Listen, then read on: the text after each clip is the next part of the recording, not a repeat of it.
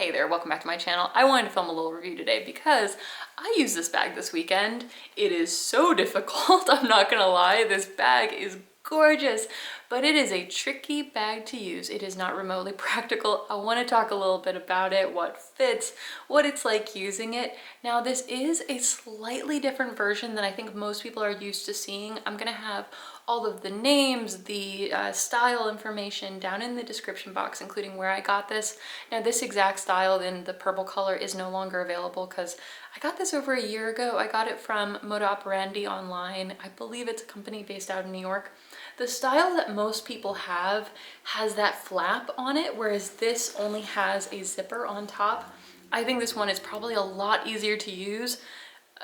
I shouldn't say a lot, okay, that's an exaggeration. It's a little bit easier to use than the one with the flap style, because as fussy as this one is, that's just like an extra thing to deal with. But let's get into that later.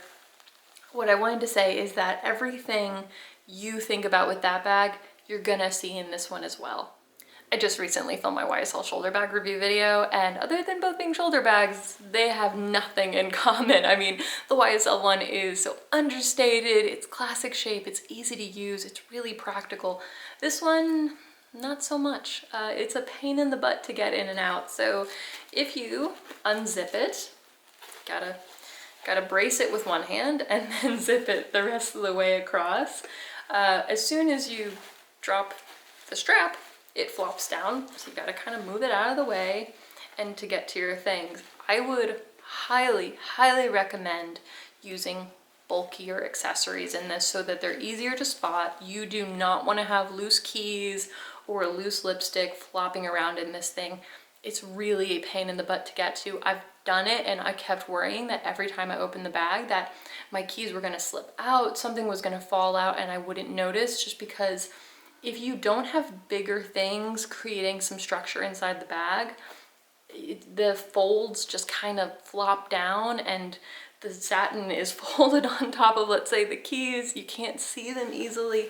It's kind of a pain in the butt. Now, it does still get some slouch. This currently has a mini pochette in here, so anything of similar size, you can fit it.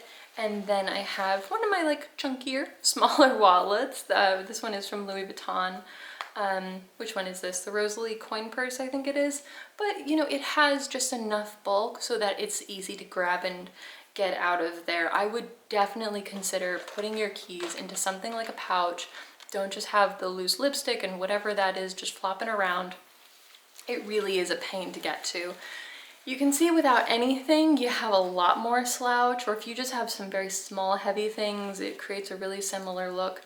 As long as you don't span, let's say, a continental wallet, forcing it out like this. I mean, I like the slouch personally, but if you bulk this completely out, it will just take the shape of whatever you have in it. Another thing to really consider about this bag is how it is covered in this crystal mesh. That's why you'd get it, right? Because it throws that beautiful sparkle everywhere. It's gorgeous, but it's another thing about the bag that makes it difficult to use. My first time wearing this, I wore it with my Alexander McQueen lace trim skirt. Absolutely beautiful combination, really attention grabbing, but I caught the crystals on a bit of the lace and had to very, very carefully detach them. I think it just fuzzed up this little spot, just this little teeny spot on the lace, but this is going to catch any delicate fabric you have.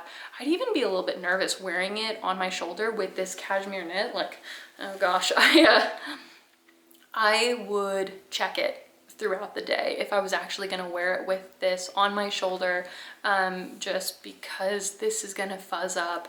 It will get clung to by the crystals. Makes me nervous. Just, it's gonna rub right here, it's gonna rub on your shoulder. When I did wear this out, I had a coat over it, a much sturdier wool. What did I wear this with? Yeah, I think I wore it with a wool coat, which was flatter. It wasn't a clingy kind of fabric, so it was protected from the crystals.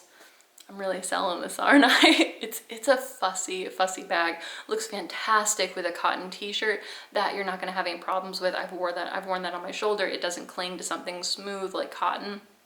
But anything with, you know, loose fiber, something that it can grab onto, you gotta be careful. Now, I do want to talk briefly about wear and tear. It won't surprise you that I don't use this bag all that often. I think maybe fewer than 10 times in the year that I've had it. And there is one teeny little issue with it. Fortunately, none of the crystals have fallen off. I'm careful about them not grabbing onto anything. But right here, I'll have to insert a picture. There is one tiny, tiny little spot where two crystals have split, where they're joined at a corner. It's not surprising because you have to handle this so much to zip it open and closed, but there's just one little spot where they're splitting across. It's not going to ruin the bag, but given how little I've used it, I personally don't think it's worth the high price, full price. Now, I can't remember exactly how much I paid because I got it on sale and they always go on sale. I would definitely recommend checking those out versus getting it full price because yes, it's beautiful and it is made in Italy, but I just don't think it has the longevity to justify like a $1,000 price tag. And I think you can get them often for less than $500. One more thing I wanted to mention, just because it really surprised me, but this buckle is actually adjustable. It does come with little threads here. They're kind of like tailor threads that you see on a coat, just keeping things in place while it's in transit before it gets to a customer. But there are little threads connecting the bag to the strap so that it won't move around freely, but you can snip them. I haven't bothered. I don't really know how secure the buckle would be. I really haven't found any information online about this, but I've kept the threads there because it's a good shoulder drop. I just wouldn't bother. It keeps it nice and secure so I don't have to think about it. Now that we've gone through all of that and I've thoroughly convinced you not to buy it, I do want to say that I absolutely love this bag. It feels really special every time I use it. It has got to be one of my most complimented handbags. Like even my friends that are not terribly into handbags, or when I'm going out and people have no idea what the brand is, it gets a lot of attention because it's just so beautiful. Something to keep in mind is that they go on sale a lot. I always see them in every seasonal sale. I'll have the price on the screen because I can't remember exactly how much I paid, but I got it in Moda Operandi's seasonal sale, and I see them all the time from Neiman Marcus, Nordstrom, Saks. All of those places will have them discounted. So that is everything I wanted to share about this very, very fussy but beautiful bag. I would love to know if I convinced you one way or another. Were you thinking about buying it before watching this video? I'm not gonna lie, I have considered getting other colors. Once you know the ins and outs and the fuss factors, like it's not so bad. I'm used to it. Once you know what you're expecting, it's kind of easy to work around. But I would love to find maybe a black one or a really fun blue color because it's so cute paired with t-shirts. I definitely wouldn't pay full price. If I could find the right color for the right sale price, I'd consider it. So, you know, take that with a grain of salt. Think about what it would mean to you. I really hope this was helpful. Thanks so much for watching, and I'll talk to you next time. Bye. Can you hear Stinky? My cat, he's crying. He might stop, whatever, just to get in. I'm not exaggerating. I mean, hold on. Just takes a second. Okay, here we go.